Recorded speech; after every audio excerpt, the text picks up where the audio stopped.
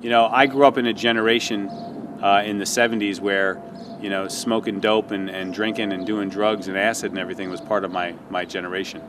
So I did a lot of it. And I did so much of it to the point where I shouldn't be doing it anymore, but I kept doing it. But when I go to a party like I did 2 weeks ago at a frat house where they're doing beer shots and having a good time and rolling in beer, I'm having a good time too, because it's like, I don't know how to say this the right way without sounding like a 12-step recovery group, but I'm spiritually fit. I really feed off the energy that comes from playing in this band a lot, because you know, the guys are young and fresh, and they've got a lot of good ideas, and you can see it and feel it on the stage.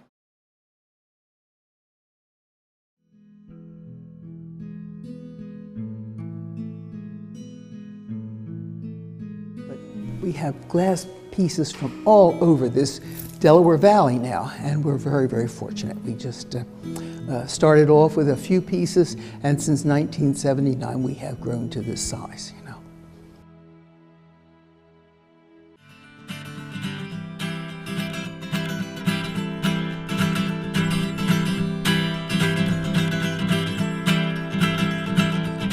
Caress my hand as we parade and plant seeds through the street and search for messages in all the bottles we see to change our ways,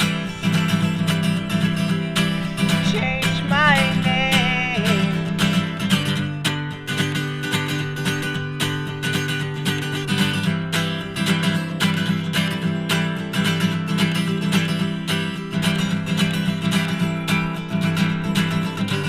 Now I'm searching for souls in each eye that I pass, only to find we're all mud, dirt, and glass, sing with our stones below the stream on our own.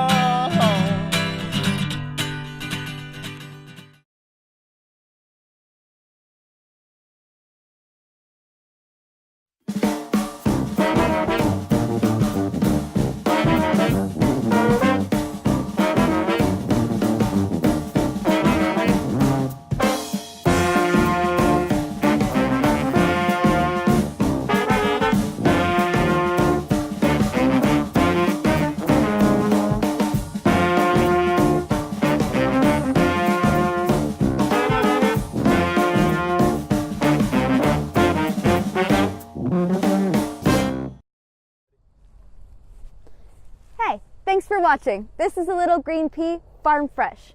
My name's Allie Ludding. I'm a registered dietitian, and I'm here to celebrate the end of peach season. Right now, the peaches are just falling off the trees, making it really easy to incorporate them in some of my favorite recipes. You can get about 10 pounds right now for $5.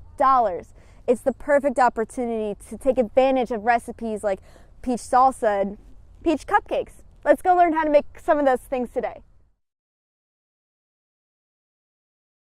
A patient who walks into this office will find friendly atmosphere, will find that they'll be treated with respect and dignity, that they won't be told that this is their fault that they're overweight, that it's a personal failure.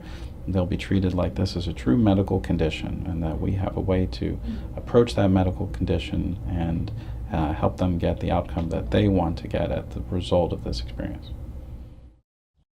What I would tell people is, if you're comfortable in your life, then don't waste your time.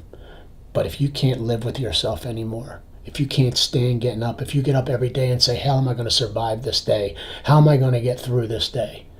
How am I ever going to meet my grandchildren? If you wake up in the middle of the night in cold sweats worried about if you're ever going to make it through the day. I used to climb up in the crane, and my son works on the same pier as me, and I'm a crane operator, and I used to think to myself, I'm going to die in a crane someday climbing ladders.